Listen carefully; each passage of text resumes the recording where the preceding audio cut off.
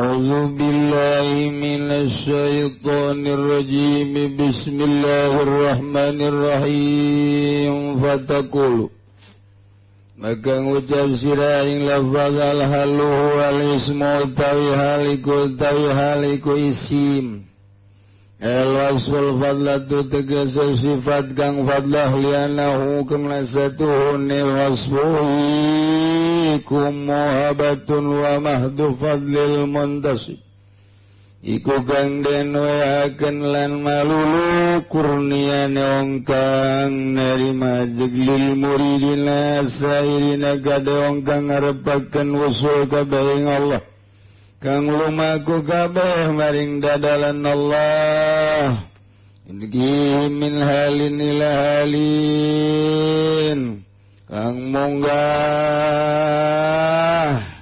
yesi wong kim kang yurkim kang munggahaken ya Allah ing muridin min halin ila halin saking tingkah maring tingkah wa min magamin ila magamin lan saking magam maring magam wa walul awalilan utawi awal birang-birang tingkah iku waridul intibah cahaya kang tumaga ingkang narima ngagugahaken bayatana bahu maka nerima gugah ya wong min naumil batalah saking turu batalah wa taksir lan saking turu anggur-angguran lan babagailah halil jiddi wa tasmir maling tingkah nemen-nemen lancang cut giling wa thumma waridul waqti kari-kari cahaya kang nemuga ing rantangi fayatarabahu min naumil fagoflah ila hali dzikri daim maka narima gugaya siwang saking turu lali maring tingkah lingkang langgang sumawaridu sair kari-kari cahaya kang tumaga ing lumaku maring Allah yatajarradu minal alaiki maka narima malulu maka narima sepi ya wong minal alaiki saking birang-birang alako minal alaiki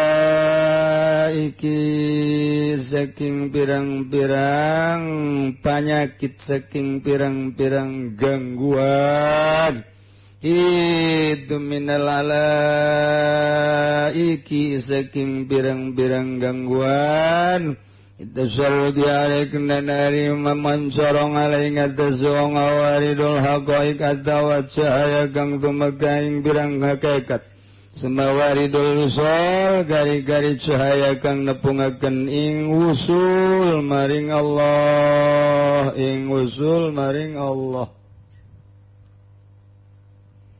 Jika mari kim musannif ngajelaskeun bahwa wal narji ila ma kulna bisadadihi minal isyarah.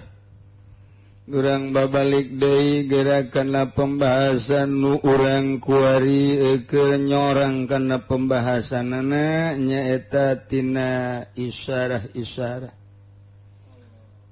Dina bahasa jurumiyah horenganan bisa dipakai isyarah kana ilmu hakikat. Amari kakarak nyaritakeun bab doang yakni babul hal al-halu huwal ismul mansubul mufassirul imam bahama minal hayat. Kos kitu mah pengajian budak kakarak mondok mah ja Zaidun rokiban rokibul farasa musarrajan lagi itu Abdullah rokiban wa mas badalika trek geus gitu beres. Orok bawa ngaji kos gitu. Ieu mah geura al-halu huwal ismu. Ternyata isyarahna hal eta al-wasul fadlah sifat anu fadlah. Nu mentak disebut fadlah lantaran sifat eta mah pamere ti Gusti Allah jeung malulu kurnia lil muridin as-sairin bagi jelema anu ngarepkeun usul ka Allah nyukruk jalur mapaita para salafus shalihin. anu kugus ya Allah ditaeken min halin ila halin wa min maqamin ila maqamin lain nang urang nang Allah naik urang mah teu daya teu upaya lamun urang masih kene boga perasaan bahwa nu lempang urang moal diangkat jadi wali urang lamun masih kene boga perasaan urang nu salat moal diangkat jadi wali sebab naon sebab aya ikhtiar satungtung urang ikhtiar berarti urang gagali bedan guguli bedan naon gitu ngaranna bubulik bekan dina syariat bae pan urang naik tah kana hakikat teh ngaleungitkeun ikhtiar teu bisa urang ngaleungitkeun ikhtiar kajen kumaha ge lamun eueuh cara-cara ngaleungitkeun ikhtiar jadi ikhtiaran ge ku urang ku ari ye urang teh ikhtiar ari hakikatna mah janang Allah ieu urang ikhtiar hayang sugih ja ai hakikatna susah mah ikhtiar urang tinggal ikhtiar susah lain urang ikhtiar hayang cager ja hakikatna mah cager teh nang ti Allah ai ku Gusti Allah teu dicagerkeun mah ikhtiar tinggal ikhtiar urang teh weuna naonan mun kurang diamati mangan teu meunang langsung notog urang ninggalkeun ikhtiar urang balik ngaji ti dieu tek bae datang ka imah ka bulan tapan teu muka warung lah sajan muka warung ge ku Allah henteu disusahkeun mah susah bae terus kumaha Allah bae pun jadi kieu ka haji bareng balik ngaji di Cilongok jadi kieu wah sana lain deui ka atuh geura dahar lah sanajan dahar ge ku Allah henteu disebutkeun mah sebuah bae tanaga mati Allah lah geus moal dahar-dahar wah asana ieu mah asana ieu ka dapur geus eueuh beas lah geus teu kudu melu beas pasrahkeun ka Allah bae ye pan jadi kieu ye wah tah lain kitu metakeunana lain kitu jadi urang teh kudu nyaho di awak urang teh aya nafsu teh kapan kudu dituturkeun ku urang hakna nu lain hakna kudu dipicen awal neuk micen ikhtiar nafsu aya urang contoh nafsu dahar nafsu nginum nafsu sare eta teh kapan kudu dibere kudu dicumponan hak nafsu cak Kangjeng Nabi teh kudu dicumponan sesuai jeung hak-hakna tuh bikeun atil haqqa kulladzi hakin bere kulladzi hakin haqqo urang ieu lapar aya hak lapar dahar nafsu dahar cumponan hakna lantaran urang lamun teu nyumponan hakna ceuk syariat pae sebab kekuatan urang ieu adalah melalui eta ceuk syariat heula cumponan hak nafsu dahar ulah sote kalazatan jeung kangeunahanana sesenangan dahar tuh sia de urang hayang nginum dahaga lah ulah nginum cenah eta saupa tuh modar sia ngelel bisa di dinya hak nginum dahaga di dieu sok cumponan eta lantaran dahaga boga hak ati kullah hakin lihaqah hok geura dikeun supaya ulah dahaga nu diulahkeun sote luar daripada kepentingan dahaga enakanana talazulna sesenanganana istima'na tamatuna ta eta nu ulahna jadi aya dua setiap urang dahar aya dua didinya aya hak dahar aya sesenangan nginum aya hak nginum aya sesenangan pakaian aya hak pakaian aya sesenanganana pamajikan aya hak pamajikan urang teh biologi pan urang teh atuh ye atuh teu sare-sare jeung pamajikan mondoyot nah eta teh kabogaan hak ngan eta sesenangan leuleuyihna nu teu meunang mantak diatur adab-adabna jadi lain berarti nafsu lain dieueuhkeun dibunuh teu meunang diatur nafsu teh nah mantak supaya urang bari dahar ge inget bae ka Gusti Allah hiji ulah sesenangan dina daharna ulah enakan dina daharna ieu menyumponan hak dahar awak mun henteu make sangu nisbat ti Indonesia leuleus niatan jang ibadah pikih keneh tapi praktek melalui adab ilmu tasawuf satungtung urang dahar teh ya inget baik ka Gusti Allah urang na ti Allah ku Allah ka Allah ieu teh ti Allah ku Allah ka Allah tah kos kitu terus urang emang teu ngomong eta sangu ngomong sangu teh urang mun ngadenge mah ngomong kula ieu deuk di dahar jang naon maksud maneh dahar kapakur jadi urang teh bari dahar teh temen saya kira-kira henteu bakal dijadikeun kakuatan macak sangu teh beuh atuh kula memubah ieu urusanana kabangpaatan naon nu diasupkeun ka jero beuteung atulah tah ngomong setiap urang dahar teh tah sangu ngagerokeun urang lauk ngagerokeun urang nanya ka urang teh pake aing ibadah sebab aing diciptakeun ka Gusti Allah teh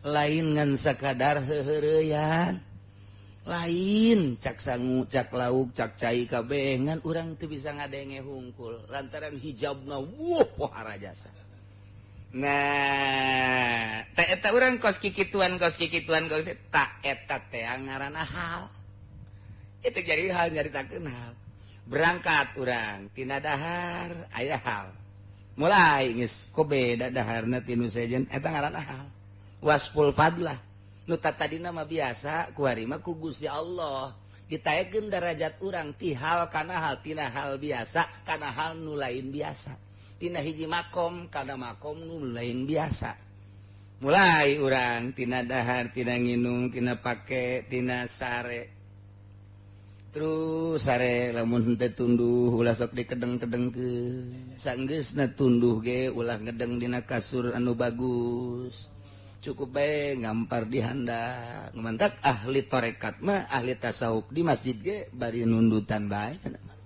keur ngaji ge hees bae kana nyaho tarekat nyaho ahli setan pamatu eta kos kitu lantaran izin ka Gusti Allah izin urang neuleuh spring bed neuleuh kasur terlalu mewah ingat urang ka kuburan di kuburan mah ampar-ampar acan teu pantes jeung teu layak awak urang encan boga makom can boga darajat monggo Allah dingeunah-ngeunahkeun ngahormat ka awak urang memuji ka awak urang urang teh terlalu menghormat awak urang ngajauhan urang jeung Gusti Allah urang deket jeung Gusti Allah teh kubaha urangna Allah namaja selalu deket ka urang tinggal urangna wa nahnu aqrabu ilaihi min hablil warid bahasa Gusti Allah aing mah deket bae adapun sia ka aing terserah sia setungtung urang terlalu menghormati ka awak urang na ieu teh makin jauh urang begitu urang deuk make sapatu deuk make sendal teh layak asana aing mah make sendal nu jore sebab pan aing mah ustad aing mah pan kiai eta tah jarak eta lah nu ngajauhkeun antara diri urang jeung Gusti Allah begitu urang deuk make baju itu pantes urang mah pan mulya masa DPR make baju na kos gitu batik dong woi itu pantes atuh teu make batik mah etalah jarak nu ngajauhkeun antara urang jeung Gusti Allah lantaran urang kurang menghargai Gusti Allah terlalu menghargai diri sehingga dimahal-mahal diriku urang sorangan etalah urang tak keur ngajauhkeun ka diri urang ka Gusti Allah datang ke mana urang menghargai diri urang di dinya lah letak makom ngajauhan urang ka Gusti Allah numantak ai satung can bisa eta ngajauhan urang make samarenda secara lahiriah mah mantep jasa orang secara batiniah mah ngajauhan urang ngajauhkeun diri urang jeung Gusti Allah ku gara-gara samarenda jauh urang jeung Gusti Allah sebab naon urang kurang menghargai Gusti Allah menghargai ka diri urang dipakean samarenda abeh mecis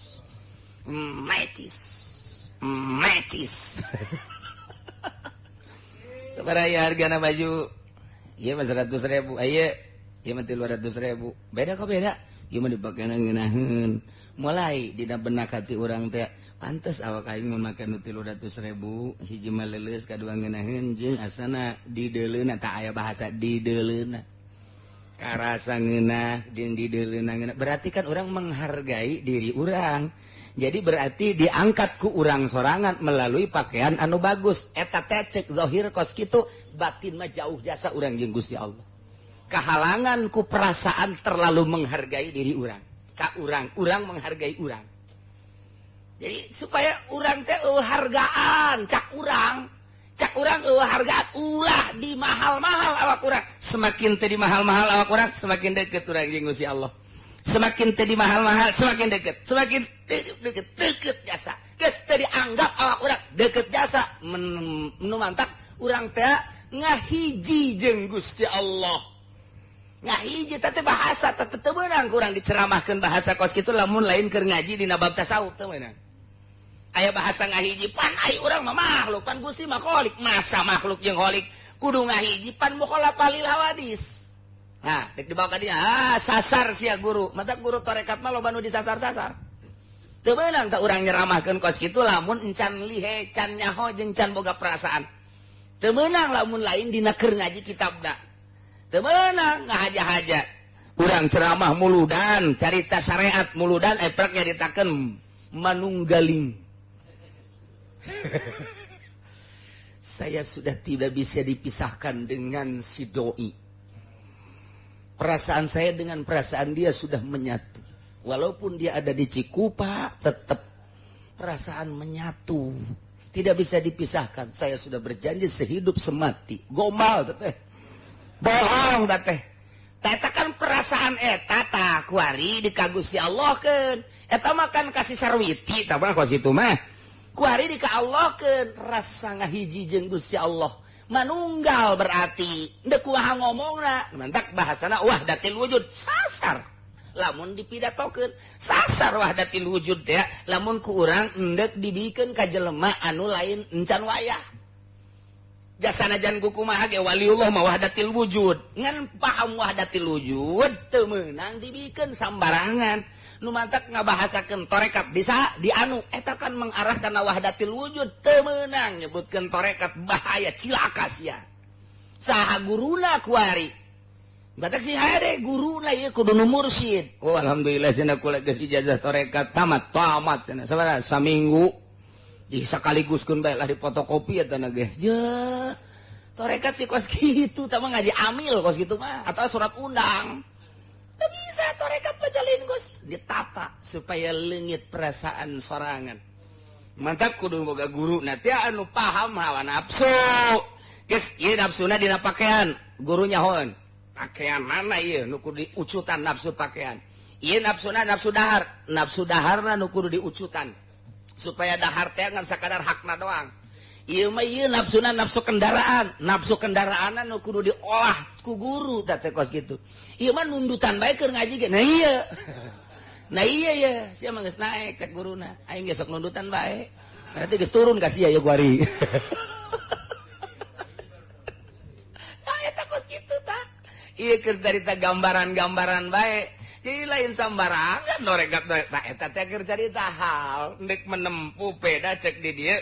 Al halu teh hal teh wal ismu teh al wasul fadlah li adahu muhabatun ta eta teh pamere ti Gusti Allah. Nah ieu henteu sembarangan dibere ku Gusti Allah lamun henteu urangna berangkat atuh urangna ge dibere. Nu teu berangkat mah teu dibere. Aya ge jarang disebut murad teh jarang ya tetep murid. Henteu 1000 hiji nu dimurad ku Gusti Allah tetep murid. Lantaran naon hesen mantak wali murad mah teu bisa ngagurukeun ngamuridkeun ka batur teu nyahoeun nya mah datang diangkat bae kan ku Gusti Allah. Diangkat ku Gusti Allah emang dikehendaki Gusti Allah trak jadi bae wali. Hese nya nek di mana mimitianana hese. Tapi nu murid ieu nu ngamuridkeun ka dia wali anu murid nu engke bisa ngamuridkeun deui ulah kitu kieu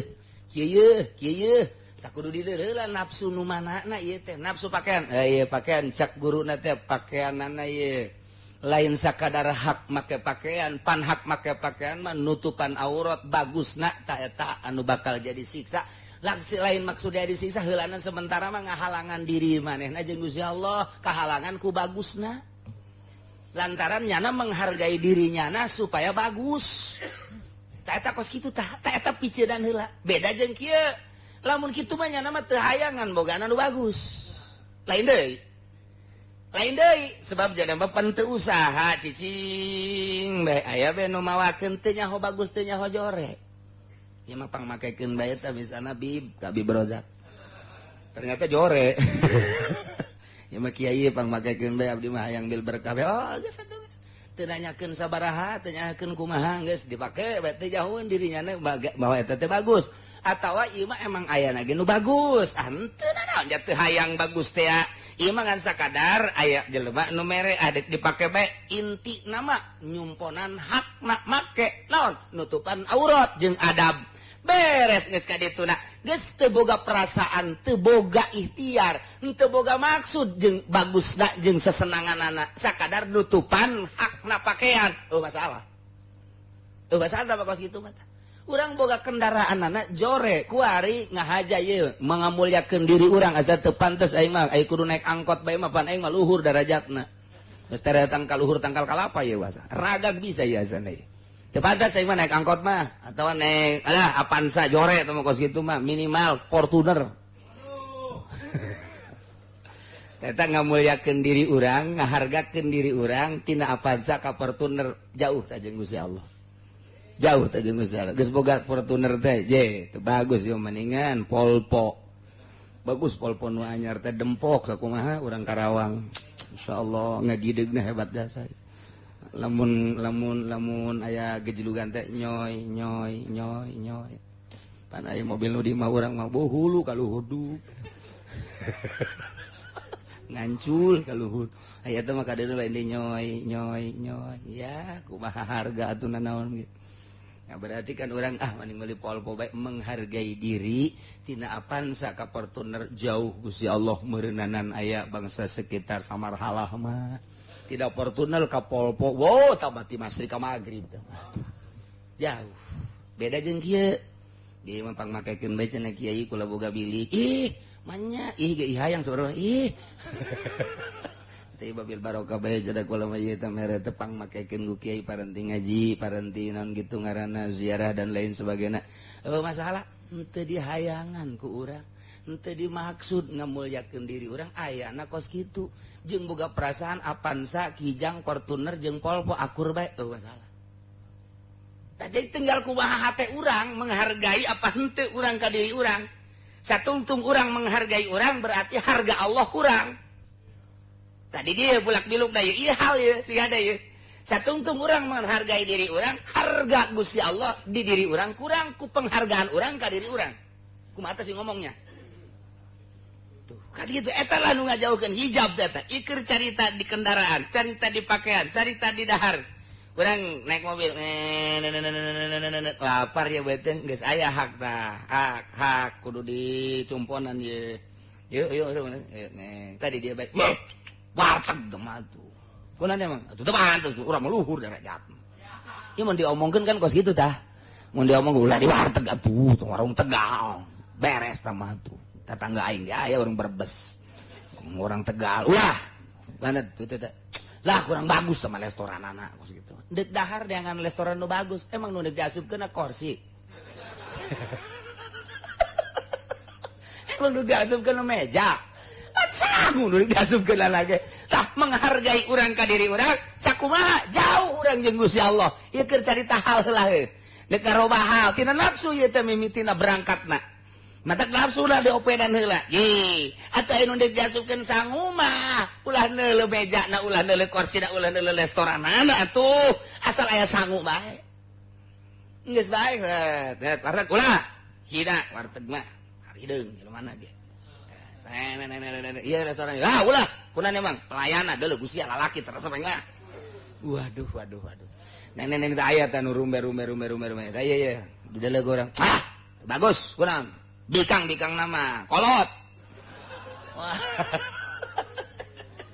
barang rek lewat iya naon ieu ieu mah nelayan iya di dieu kelas urang nu kos kieu mantep kakarak datang doang nih nangis aya nu mawa kos kitu teh tah buku di hareup teh make pulpen ieu na beureum maju sadieu ka dieu ka handap pingpina putih ieu kelas urang ieu silakan Pak minumnya mau apa Pak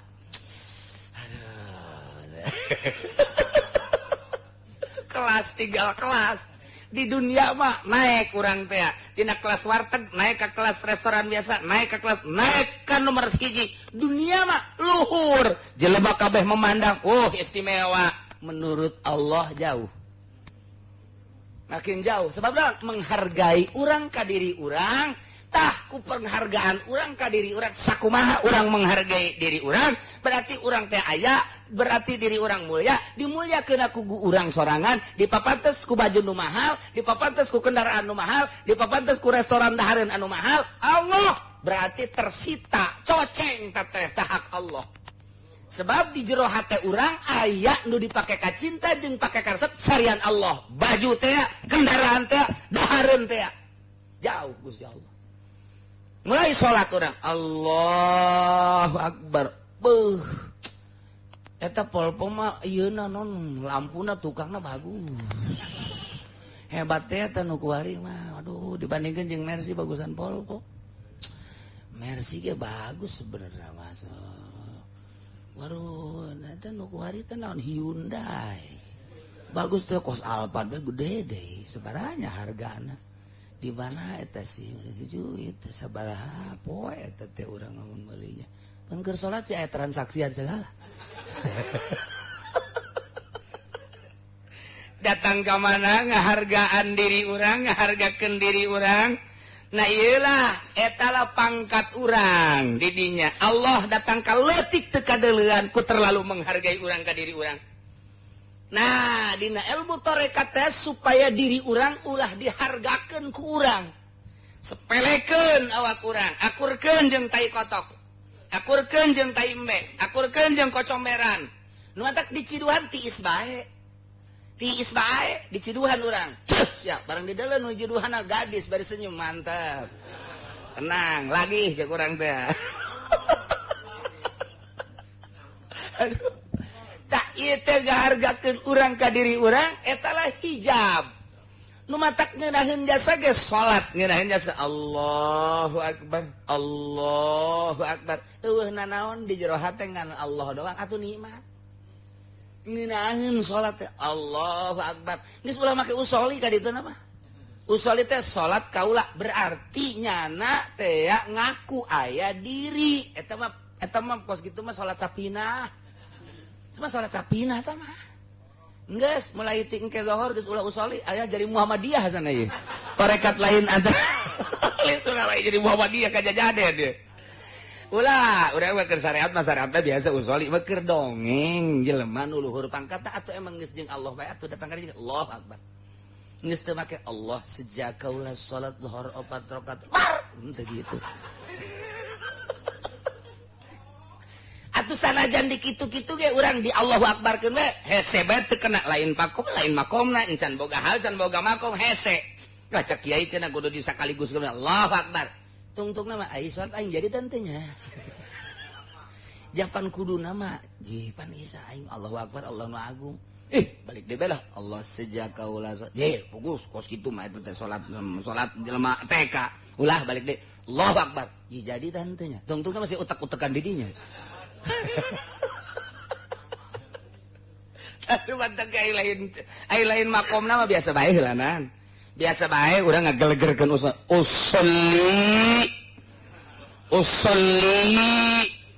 usolli siap dan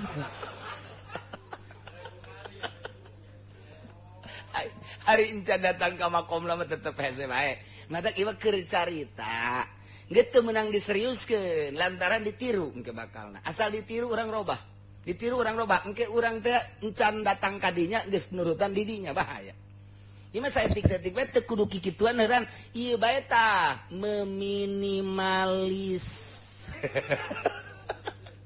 ulah keterlaluan urang ngahargakeun diri urang panjelema anu ngahargakeun diri mah mending nu sugih nu susah ieu mah aya jelema susah aju asa kasinggung sia ku aing manang-manang dibeli sia ku aing hulu sia pugunya nana ge dahar hese ngomong dibeli hulu sia pan aya nu sugih onam sia petatang peteteng di hareupeun aing sia jeung pakaian sia jeung imah sia diborong sia ku aing mejeuna kan nu sugih mah sakalian sombong ieu mah pugunya nage isuk dahar sore henteu aja jana kurang diharga goblok sia tengah hargaan kain dibeli jeung huru sia-sia ku aing pugunya nak nginum ge hese mana teu takabur mah kos kitu tah ulah terlalu menghargai diri urang geura-geura setik mentak carana cek Imam Ghazali sarua jeung Tuan Abdul Qadir mun urang meuli baju ieu sabaraha hargana 300 ya 200 bae tah kos kitu teh deuk mulai gregetan berarti Allah mun ditanya kunaon emang eta nu mantak 300 kana 200 ulah kieu oh duitna atuh lain deui tah mah tabana teh berarti tah mah nafsuna mah tetep lain kitu atuh ieu mah nu kunaon eta nu mantak itu teh izinlah ka Gusti Allah teu pantes ja awak urang mah kos kieu mah nya make nu mahal-mahal ieu bae tah bagus tah ngadeukeutan tah Gusti Allah trek kitu tah rumus tarekat teh kos kitu rumus hakikat tarekat melalui hakikat deuk hakikat teh Allah ngadeukeutan teh aya deui meuli baju ieu sabaraha ieu ieu mah 150 nu ieu ieu mah 200 tah 150 bae 3 atuh sarua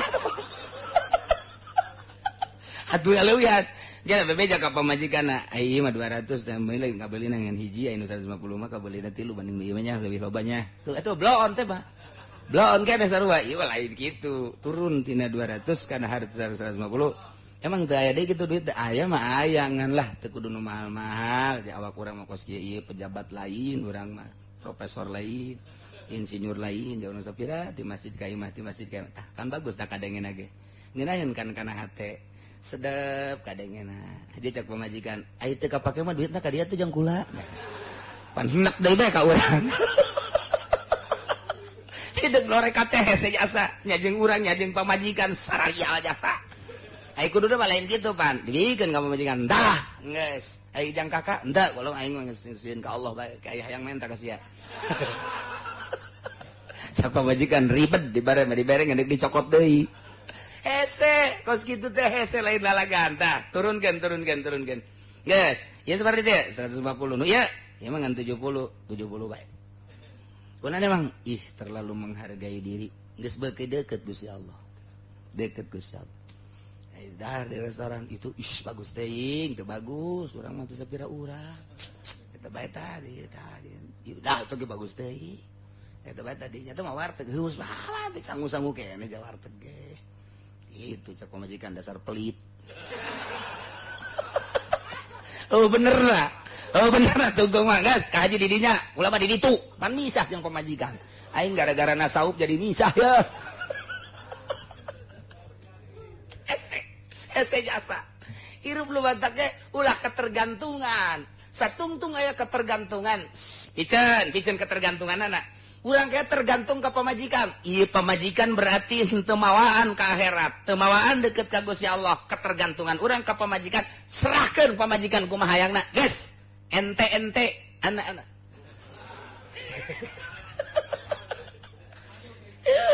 gitu ai penting mah biasa ngahiji ieu mah urusan kos karar itu tah geus pokona mah sakadek ente pokona aja teu bisa diatur sebab naon lu mah dituturkeun bae ku urang ngajauhan ya aing Gusti Allah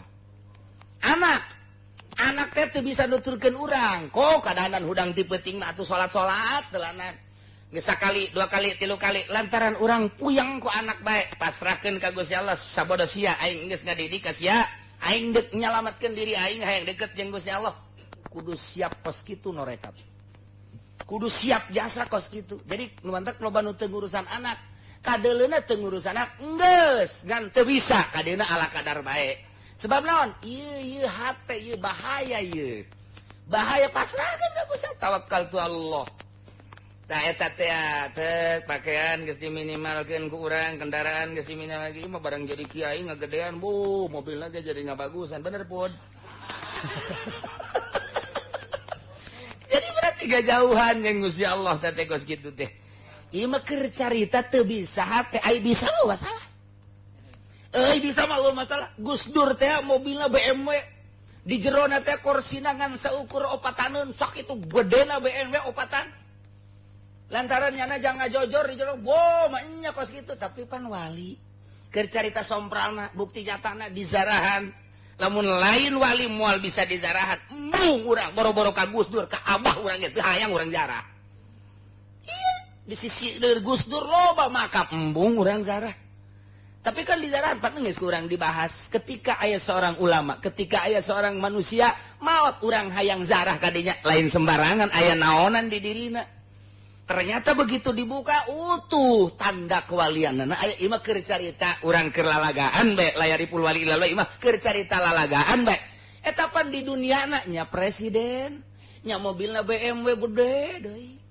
Kadang-kadang naik Alphard nya nama, kadang-kadang naik Baby Ben deui. Aduh, aju main hotel bae pandai. Atuh urang ge meureun daek jadi wali kos kitu mah tah. Hayang urang ge wali tapi kos Gus Dur. Belon teh coba urang mah. Urang mah nu di dieu kesenangan we hatenya na teu dikodok ku urang. Apa hayangeun nya naik mobil kendaraan gitu. Apa hayangeun hotel masuk eta mah kaayaan situasi bae mesti datang ke hotel anu lantaran meeting di anu, mesti datang ke hotel anu lantaran musyawarah di atuh, mesti datang ke Senayan lantaran iku situasi teu hayangeun jelema ketika nyana kanyahoan teu hayangna dilengserkeun mun dipertahankeun bisa lantaran nyana teu hayang geus bae dipurgeun bae. Tuh, nah iyalah diminimalkeun ku urang ku ari mah. Sagala rupa diminimalkeun. Geus make bakiak teh setelah urang tafakur tina beli anu hargana 5 juta turun ku ari teh kayeni atuh tina beli kayeni beli lalaki yeni turun ka sendal biasa ya turun deui ka Lili sendal merek Lili lain Haji Lili turun deui ku ari mah asana luhur teuing make sendal Lili ge make sendal capit swallow luhur teuing swallow ge make buatan bojong make buatan bojong ge luhur teuing ku ari make bakiak terakhir tapi ku ari mah make bakiakna tasawuf jeung make bakiakna anu ngetren ieu mah hayang sohor abeh pajar tasawuf atuh lain deui. Jadi eta kele barangna dipake ku sieu mah bener tasawuf setelah tafakur jeung muraqabah. Embung mahal teuing, embung bagus teuing, embung trek deui nu panghina-hinana adalah bakiak. Beda jeung urang, meuli bakiak tah. Ayo nurutan kiai. Kiai ge sok make bakiak, urang ge make bakiak geus abeh pajar kiai urang ge abeh pajar pan, lain pan. Nah, eta mah lain deui, ieu mah asli make bakiakna teh ngahinakeun diri di hareupeun Allah, hayang darajat Allah. Nu ieu mah nurutan, teu jadi nu ieu. Terjadi, tak eta teh kos kitu beda teh. Ieu mah kiai mah make bajuna bagus, tapi menang darajat indallah. Ieu mah make bajuna bagus tapi menang siksaan ti Gusti Allah. Belain deui. Naon? Hatena encan diturunkeun. Turunkeun coba hatena. Ieu keur carita hal angel keneh ieu. Ieu keur carita tak eta didinya kuncina tah. Ulah terlalu menghargai diri urang, datang ka dicoba ku urang. Andai kata batur ngomongkeun urang tiis bae urang mah. Saban nu mantak marah ge pan aya harga. Si eta ngomongkeun aing, emang kumaha gitu? Aing budak teu ngahargaan ka aing. Goblok meureun pan aing harga aing mah miliaran. Jual coba ge awak aing. Eta teu ngahargaan ka awak, berarti ngahargai diri jauh jeung Allah. Hayang deket jeung Allah datang ka boga perasaan eueuh nanaonan. Contoh Kangjeng Nabi Ayub. Kumaha emang? Cak setan Gusti Ayub mah ibadah sote atuh bener bae hartanya nama jujung kelan salat ya mah hayang maju tanina buktikeun ku aing cek Gusti Allah janjana mah karena Allah buktikeun coba setan Gusti cak setan teh ayo dibeulem hartana tek sugan robah Kangjeng Nabi Ayub henteu Allahu akbar cak Gusti Allah setan aya harta nu nyasa salat keneh henteu salat dah cak setan tamanya nama demi keluarga anak tamanya nama ngadoa ge jang anak yang keluarga lain jang Gusti tamah begitu Kangjeng Nabi Ayub keur nyantai anak raga kabeh paeh kabeh kumaha ta Kangjeng Nabi Ayub Allahu akbar setan ya cak Gusti Allah teh aya keneh anak nu nyasa masih kana ibadah teu masih dah tambah jang diri sorangan, hayang sehat, hayang bagus, hayang hebat, hayang kubatur pajar di istimewa. Ya, buktikan ku aing sia. Cak, bere buruk sok wabeh awak. Allahu akbar. Allah, setan. Awakna geus kubak we rajit Gusti. Masih ibadah nge Allah masih. Naon deui? Jaheunya. Jaheunya. Jadi geus dileungitkeun, harta leungit, anak leungit, awak leungit, tinggal qalbu doang. Allah. Robatan teu henteu. naon eta nu mantak teu menghargai harta Kanjeng Nabi Ayub, teu menghargai keluarga Kanjeng Nabi Ayub, teu menghargai awak. Leungitkeun Gusti awak abdi, acurkeun awak abdi, abdi tetep ka Gusti Allah. Tuh, lamun urang menghargai awak, kakara clear saya teh dokter atuh. Dokter. Itu menghargai awak urang kan berarti. Jauh tak urang jeung Gusti Allah. Urang mulai guys, tek bae muriang, moal ka dokter lah aing mah pugu nyeri. Atuh ari makom syariat mah ka dokter bae. Henteu ngaluhuran urang da sok engkena pugu di makom-makom syariat. Tuh, kunana tak borok. Atuh lain ka dokter ge mung lah kajeun keuna kulaleur bae. Sia ngeunaheun, tah tetangga sia baueun. Atuh kajeun lah keuna baueun. Pan eta, tungtuna mah ngahinakeun ka diri sorangan, lain ngahinakeun naon kitu ngaranna, ngateungeunahkeun ka batur. Aya bae babaturan ka reueur. Kan teu meunang urang ngateungeunahkeun ka batur teh. Tuh, jadi aya lain makom nama ulah. Nah, kuncina hayang boga hal, kuncina hayang boga makom, nafsuna urang disaetikeun heula.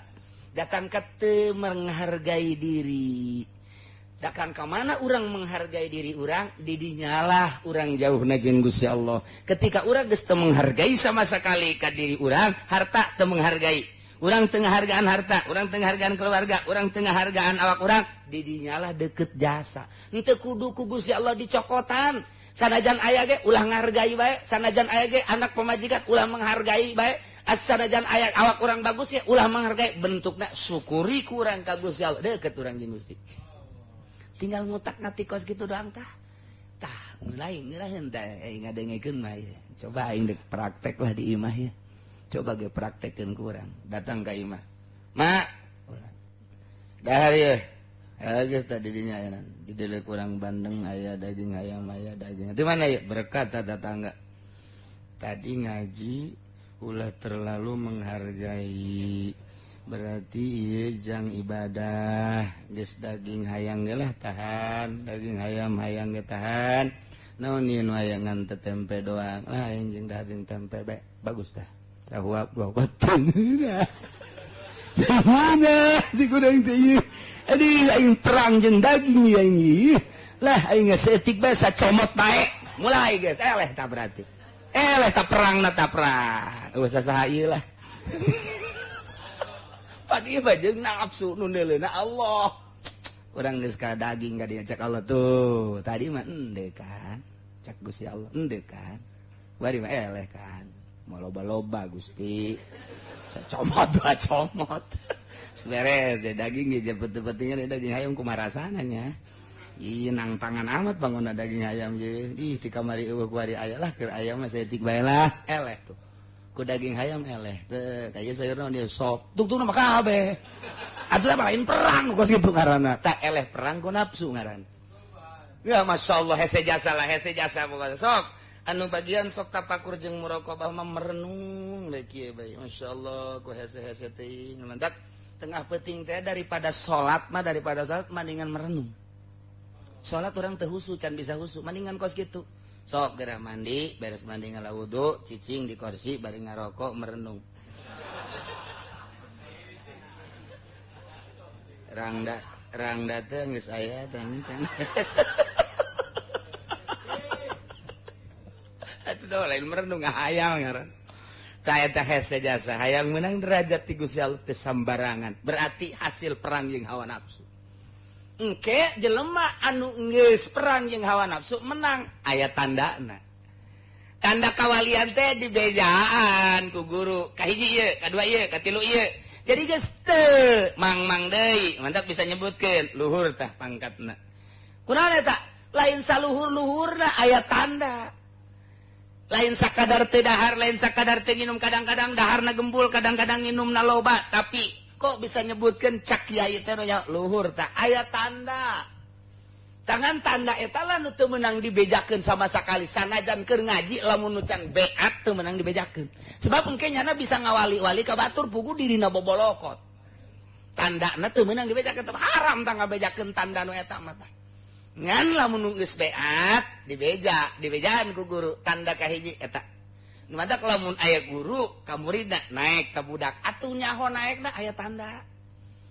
naik tahap kedua ayat tanda satungtung encan ayat alamat nama atau encan ditekan ku guruna ya ayat tanda etalah nu khusus di kalangan ahli thariqah son wajannya na istimewa puasana tahajudna hari henteu sulukna mal ayat tandaan kajen kukumaha ge atawa nyana suluk ngan encan datang teu ayat tandaan tah eta teh perang jeung hawa nafsu mah datang ka maot beda jeung perang jeung musuh